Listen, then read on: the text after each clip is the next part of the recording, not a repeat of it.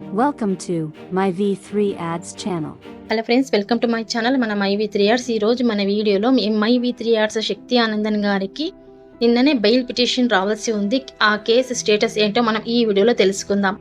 అంతకుముందు మనం ఏంటి అని అంటే, మనం మై వి3 యాడ్స్ పై నమ్మకం ఉన్న వాళ్ళు మాత్రమే మన వీడియోస్ని ఫాలో అవ్వండి ఫ్రెండ్స్. నెక్స్ట్, నెగిటివ్ థింకింగ్ ఉన్న వాళ్ళు దయచేసి మన వీడియోస్ని స్కిప్ చేసుకుంటే బాగుంటుంది.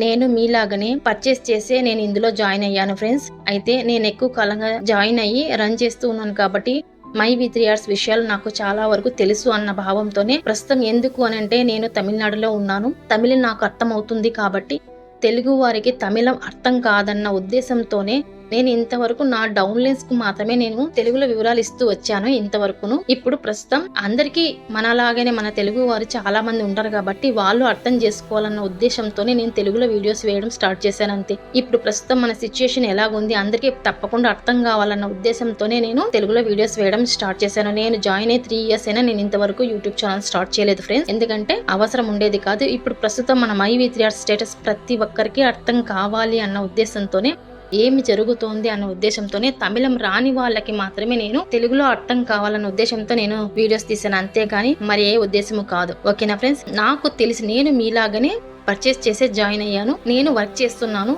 నేను 33 నెలలు వర్క్ చేసి ఇన్కమ్ సంపాదించాను. ఆ నమ్మకంతోనే నేను ఇందులో మై వి3 యాడ్స్ లో మునిగి ఉన్నాను అంతే. ఓకేనా ఫ్రెండ్స్? దయచేసి అర్థం చేసుకోండి. మీరు నెగిటివ్ గా థింక్ చేసే వాళ్ళైతే స్కిప్ చేసుకోండి. మీరు ఇప్పుడు జాయిన్ అయిన వాళ్ళు అయితే మీకు బాధగానే ఉంటుంది లేదని, ఎందుకంటే ఒక 4 months గా ఇన్కమ్ రాలేదు. మీకే కాదు, ప్రతి ఒక్కరికి రాలేదు.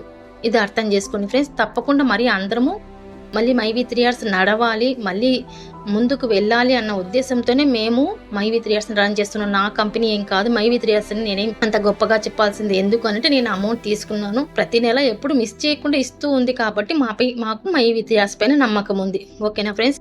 ఇకపోతే వీడియోలో విషయాలు తెలియచేద్దాం. మన ఎండి గారు 5th సరెండర్ అయ్యారు. సరెండర్ అవుతూనే 2 పిటిషన్స్ వేశారు ఫ్రెండ్స్. నంబర్ 1 బెయిల్ అప్లై చేశారు, బెయిల్ కోసం అప్లై చేశారు. నెక్స్ట్ A+ కేటగిరీ సెల్ కావాలి అని కోరారు. ఈ 2 పిటిషన్స్ 5వ తారీఖు నాడే సరెండర్ అవుతూనే ఆయన 2 పిటిషన్స్ వేసే సరెండర్ అయ్యారు ఫ్రెండ్స్. ఆ బెయిల్ పిటిషన్ అనేది 5వ తారీఖునే వేశారు. అయితే అది యాక్చువల్ గా 9వ తారీఖున మన ఎండి గారిని కస్టడీలో తీసుకున్నారు. అంటే 1 week టైం అడిగారు కాబట్టి 9th to 17th వరకు 1 week అవుతుంది. అప్పుడు వాళ్ళ కస్టడీలో ఉండేది 17th వరకు మన ఎండి గారు కస్టడీలో ఉంటారు. కాబట్టి ఈ పిటిషన్ ఫస్ట్ బెయిల్ అప్లై అయ్యేది దాదాపు 17th వరకు. అది బెయిల్ అప్రూవ్ కాదు, 18th కావాలంటే ఆ బెయిల్ అనేది రావచ్చు అని చెప్తూ ఉన్నారు. నెక్స్ట్, A+ కేటగిరీ సెల్ అని అడిగారు కదా, దాని వివరణ ఏంటి అని అంటే, యాక్చువల్గా నార్మల్ కేటగిరీ అనేది ఒకటి ఉంటుంది, తర్వాత ఏ కేటగిరీ అనేది ఒకటి ఉంటుంది, తర్వాత 3వ రకం A+ కేటగిరీ అనే ఉంటుంది అనమాట. నార్మల్ కేటగిరీ అని అంటే 30-40 మెంబర్స్ని కానీ ఒకే ఒక బ్లాక్లో అందరినీ కలిపి సెల్లో వేస్తారనమాట. అది నార్మల్ కేటగిరీ అని అంటారు. నెక్స్ట్ వచ్చి ఏ కేటగిరీ అంటే కొంచెం ఇన్కమ్ ట్యాక్స్ కడుతూ ఉంటారు, వాళ్ళకి కొంచెం స్పెషల్గా చూసుకోవాలి అన్న ఉద్దేశంతో ఏ కేటగిరీ ఇస్తారు. నెక్స్ట్ A+ కేటగిరీ అంటే కొంచెం పర్సనల్గా కేర్ తీసుకోవడమే A+ కేటగిరీ. ఇది ఆయన A+ కేటగిరీ అడిగారు కాబట్టి దాని వివరాలు ఏంటి అంటే, A+ కేటగిరీ వాళ్ళకి ఏమంటే సెపరేట్ రూమ్ ఉంటుంది, ఫ్యాన్స్ ఉంటాయి, న్యూస్ పేపర్స్ అన్ని వాళ్ళకి అవైలబుల్ చేస్తారు, మంచి ఫుడ్ ఉంటుందన్నమాట. అందుకే మన ఎండి గారు A+ కేటగిరీ అడిగారు.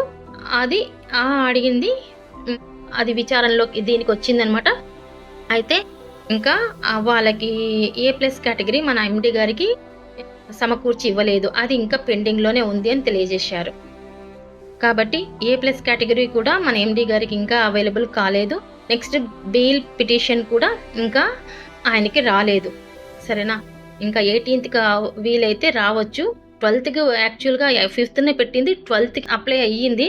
అయితే ఆయనకి వీళ్ళ విచారణలో కస్టడీలో ఉన్నారు కాబట్టి అది బెయిల్ దొరకలేదు. ఓకేనా ఫ్రెండ్స్? నాకు ఇక్కడ తెలిసిన విషయాలు నేను మీకు వీడియో రూపంలో తెలియజేస్తూ ఉన్నాను ఫ్రెండ్స్. ఓకేనా? Thank you.